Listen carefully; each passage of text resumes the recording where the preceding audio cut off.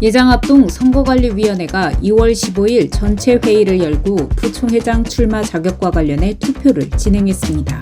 이는 부총회장 출마 3회가 가능한가에 대한 것을 다룬 것으로 1차 투표에서는 7대7로 동결이 나와 재투표를 진행했고 2차 투표에서 8대7이 나와 부총회장 3회 출마권은 부결됐습니다.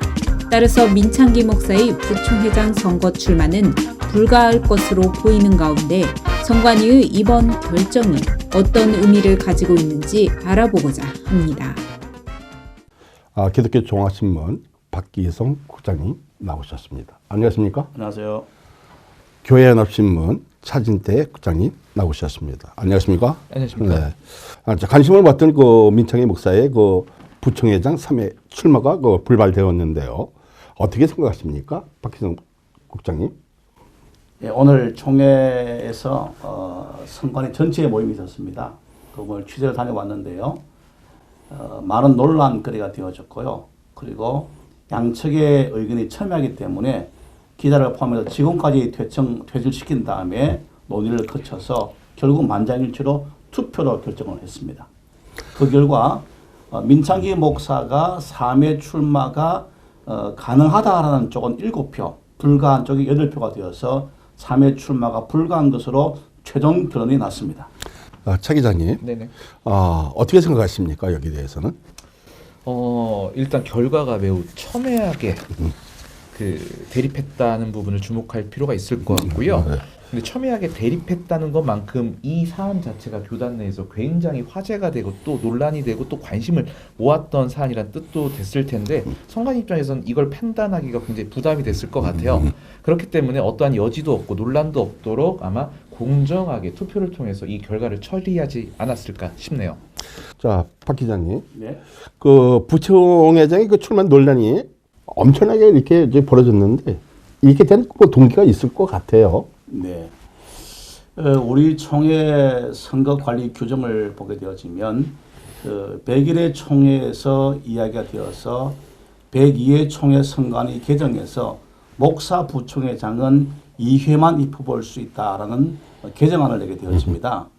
근데 그 개정안을 내게 되어지고 103회 때 민창기 목사가 출마하게 되어지죠. 그 다음에 이제 민창기 목사가 출마할 수 있는 데는 106회 때였는데 105회 때 또 선거법이 개정이 되어집니다. 그래서는 앞에서 말한 목사 부총회장을 없애고 전체 임원들을 2회만 입혀볼 수 있도록 바꾸게 되어지는데 그때 105회가 단서 조항을 붙였습니다. 소급 적용하지 않는다라고 했는데 여기에서 논란이 시작된 거죠. 그러면 앞에서 말한 부총회장의 2회 출마한 것은 포함되냐 안 되냐라는 논란도 되어지고 이런 논란이 심해지다 보니까 107회 총회 선관위 107회 총회에서는 선관위에서 차라리 이 선거관리 규정 제3장 6조 9항 자체를 삭제하자라고 안건을 내게 되어집니다.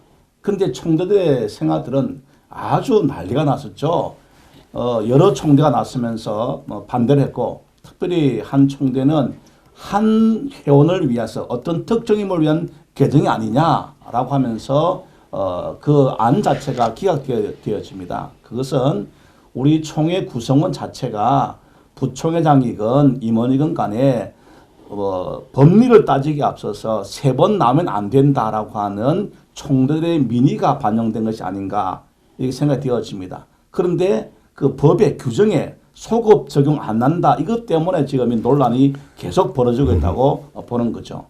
자, 차 기자님. 논란의 핵심이 뭐라고 생각하십니까? 지금 사실 박 국장님께서 거의 다 설명을 하셨는데요. 핵심은 바로 소급하지 않는다라는 단서 조항, 불소급 원칙입니다. 이것을 두고 양측의 의견이 완전히 엇갈리고 있는 건데요.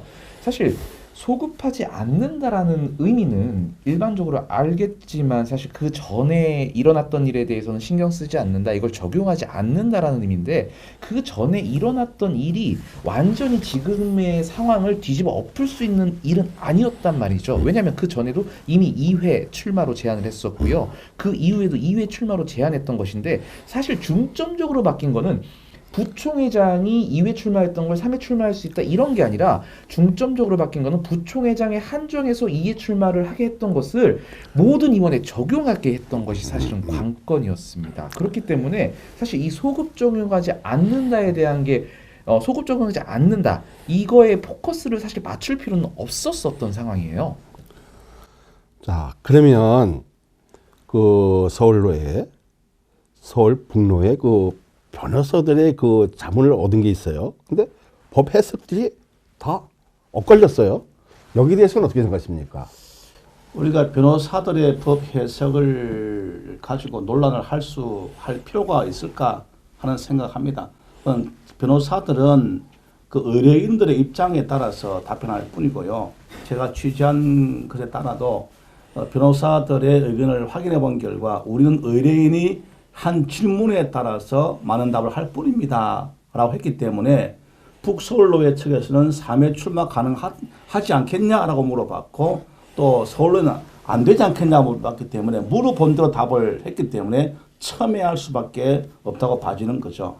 그러니까 일단 그런 변호사들의 해석이 어떻게 됐는지를 뭐 객관적으로 좀 살펴볼 필요가 있을 것 같은데요. 시간적 순서를 먼저 좀 봐야 될 것 같아요. 예장 합동총회는 먼저 2016년도 101회 총회에서 목사 부총회에 대해서 2회만 입후보할 수 있도록 처음으로 이걸 규정을 하게 됩니다. 그리고 그 민목사가 그 규정이 적용되는 2018년도 제103회 총회에서 처음으로 출마를 하게 되죠. 이때 1회 출마를 이미 1회 출마를 하게 된 거죠. 그리고 2020년도 105회 총회에서 선거 개정안이 다시 한번 개정이 되죠. 그게 아까 말한 핵심의 내용인 소급 적용한 단서 조항이 생기고 그리고 부총회장에서 모든 임원으로 2회 출마를 확대시킨 그 17차 개정안이 바로 2020년 제105회 총회에 나옵니다. 그리고 민창기 목사는 그 이듬해인 2021년도 제106회 부총회장에 다시 한번 도전을 하게 되는 거죠. 자, 이 시간적 순서를 잘 보셔야 되는데요. 민창기 목사는 개정을 하고 출마를 했고 또 개정을 하고 또 출마를 하게 됩니다. 여기에 대해서 먼저 그 민창기 목사의 출마가 가능하다고 보는 측의 변호사 해석은 두 번째죠. 2020년도 제17차 개정안에서 개정이 됐기 때문에 그 이전에 출마한 거 한마디로 2018년도 제103회에 출마한 민창기 목사의 기록은 그건 아무 의미가 없게 됐다고 보게 된 거죠. 바로 그 17차 개정안 이후에 출마한 것만 이례로 인정해야 된다. 그래서 2021년도 106회 총회에서 출마한 민창기 목사의 기록을 1회로 하고 그리고 다음에 올해 출마할 기록을 2회로 해야 된다 해가지고 현재는 민창기 목사는 1회일 뿐 올해 출마하는데 선거법상 아무런 제재를 받지 않는다고 해석을 한 것이고요. 반대로 안 된다고 말한 측은 소급 적용하지 않는다라는 의미를 매우 그거를 크게 의미를 두지 않았는데요. 왜냐하면은 지금 현재 핵심이 되는 거는 목사 부총회장에 관련된 것인데 목사 부총회장에 관련된 거는 개정 전과 후 첫 번째 개정이나 두 번째 개정 모두 다 그 2회 입후보로 제안을 했기 때문에 이거는 민창기 목사는 2016년도 개정안이나 2020년도 개정안 모두에서 말하는 2회 출마에 다 적용되기 때문에 그게 소급 적용되지 않는다는 불소급 원칙에 아무리 적용됐다 하더라도 아무런 영향을 끼치지 않는다라고 해석을 하면서 민창기 목사의 이번 올해 출마는 불가하다라고 결론을 내렸던 것입니다. 박 기자님, 네. 이렇게 일어난 그 문제가 뭡니까?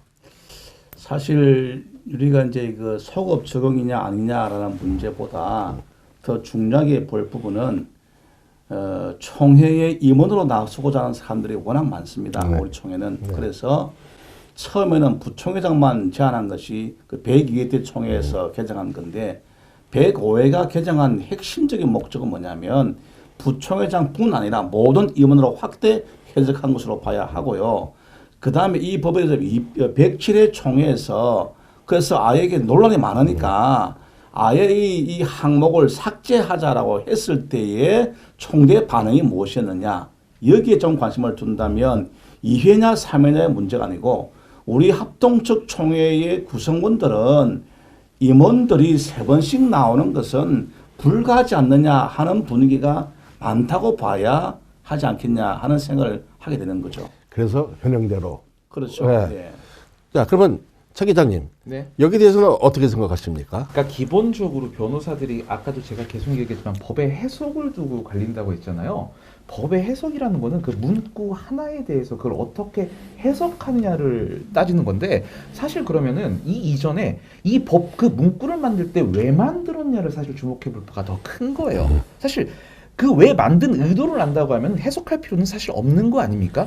그러니까 사실 그러면 이 법의 취지, 법을 만든 의도 애초에 2016년도 101회 총회에서 왜 이런 입후보 규정을 왜 만들었고 그 이후 2020년도 제102회 총회 제105회 총회에서 이걸 왜 개정했느냐를 이걸 따지게 된다고 하면 사실은 법의 해석은 필요가 없는 거란 말이죠. 자, 아까 박 국장님이 너무 잘 설명하셨지만 예장 합동총회는 굉장히 많은 인재들도 있고 또 선거도 매우 치열하기 때문에 사실 선거를 기다리고 있는 사실 순서가 굉장히 많아요. 각 노회마다 올해는 내가 꼭 출마하고 싶다 하고 싶다 하는데 사실 뭐 현실적으로 한 노회에서 2개 출마할 수도 없고요. 또 그 승리하기 위해서는 전략적으로도 사실 서로 같은 지역이나 같은 좀 측에 속한 부분이 전략적으로 좀 내미는 부분이 있지 않습니까? 그러다 보니까 자연스럽게 암묵적으로 생기는 게 바로 출마 순서인데 이거를 하다 보니까 누구 한 사람이 자기가 될 때까지 하겠다고 맘먹고 3번, 4번, 5번 나오게 된다고 하면 당연히 그게 딜레이 될 수밖에 없죠. 그걸 방지하고자 사실 내민 게 바로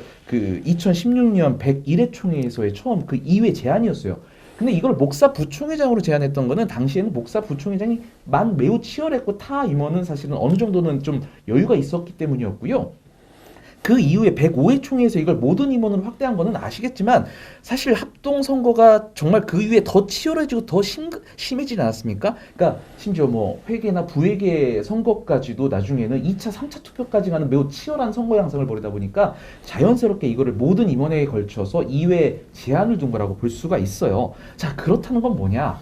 자, 이 법을 왜 지정했느냐예요. 왜 법을 지정했느냐? 그러니까 많은 사람에게 기회를 제공하기 위해서 이해만 시키자라는 의도였단 말이에요. 자, 그런 의도로 지정을 했으면은 여기에 과연 3회, 4회가 가능할까요?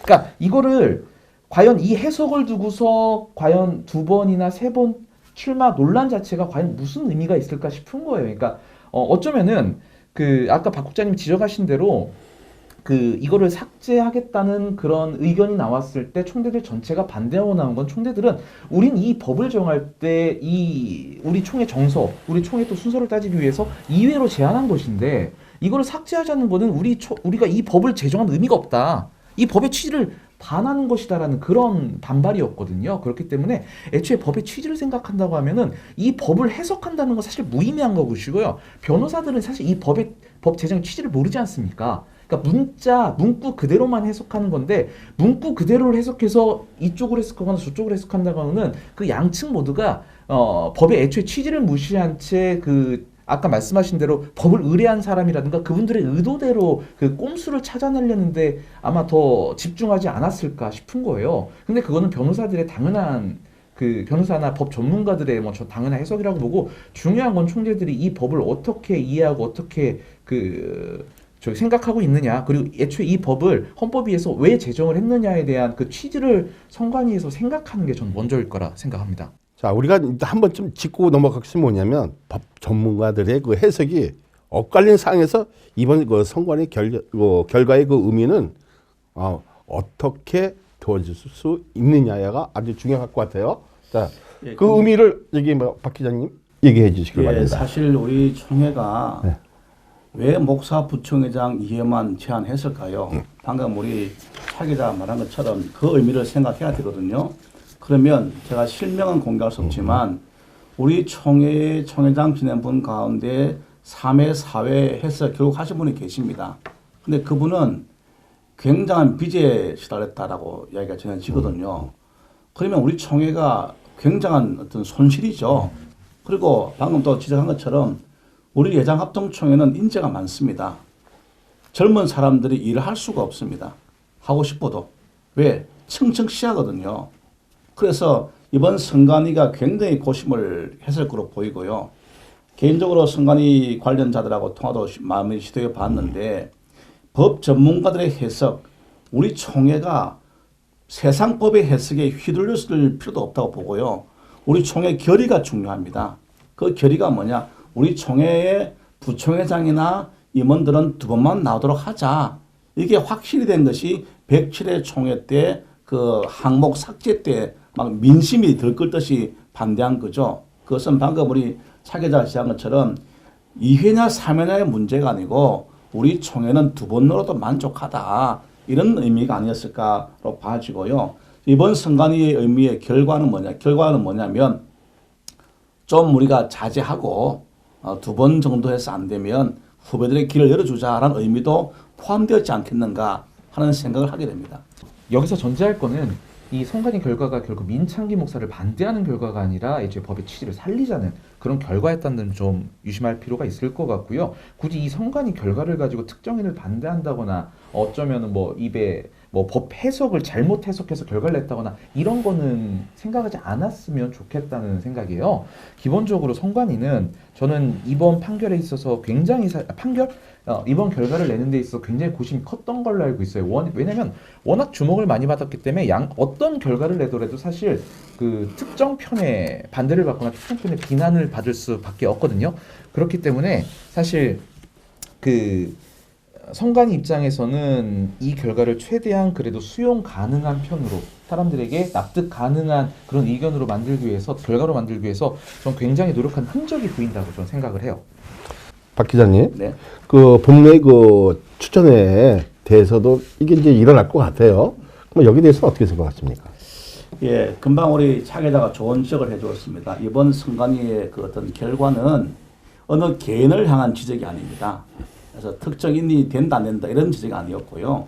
우리 총회 정서가 이회만 출마하는 게 좋지 않겠냐는 정서가 반영된 것으로 보는 게 좋을 것 같고요. 그런데 현재 이것은 양측의 질의서를 가지고 다뤘습니다. 근데 봄노회가 서울 북노회에서 민창기 목사의 3회 부총회장 출마를 허락할 것이냐 말 것이냐가 첫째 관건이고요. 노회원들의 뭐 권한이니까요. 노회가 허락해서 선관위에 접수하면 선관위에 받게 되겠죠.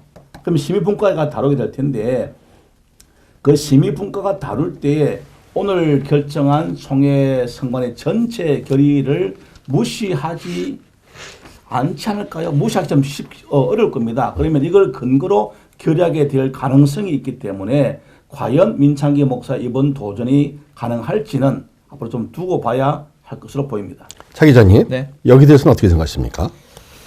사실 일어나지 않은 일에 대해서 예측한다는 거는 사실 어려운 일인데요. 일단 사실 선관위의 오늘 그 판단 자체는 현 시점, 그러니까 특정인을 명시하지 않았지만은 당사자들이나 당사 노회에게는 굉장히 고려할 부분이 클 거라 생각을 합니다. 그렇기 때문에 무리해서 굳이 선관위에서 제재한 부분에 대해서 추천할 것 같다는 생각은 들지 않지만 혹여라도 지금 뭐 어떤 가능성은 다 열어놓을 수 있기 때문에 일단 추천을 해놓고 심의분과의 판단을 다시 기다리겠다는 그런 생각으로 추천을 강행할 수도 있는 부분이겠죠. 하지만 이제 문제는 선관위가 이렇게 투표를 통해서까지 치열하게 결국 결론을 내린 상황에서 이를 결론과 반대되는 개념으로 또다시 추천을 한다고 하면은 선관위 입장에서는 자칫 이거를 자신에 대한 무시나 도전으로 또 받아들일 수 있는 여지가 있다는 거죠. 그렇기 때문에 사실은 총회가 더 큰 혼란으로 접어들 수 있다는 점. 그러니까 어쩌면 부총회장이라는 거는 사실 한 교단의 지도자를 뽑는 거 아닙니까? 근데 지도자가 너무 큰 혼란 속에서 이제 법이나 선관위나 이런 해석이나 이런 거를 계속적으로 이제 억누르고 무시하고 사실 이렇게 나온다는 그런 인식을 받게 되면은 여러모로 사실은 좋을 게 없겠죠.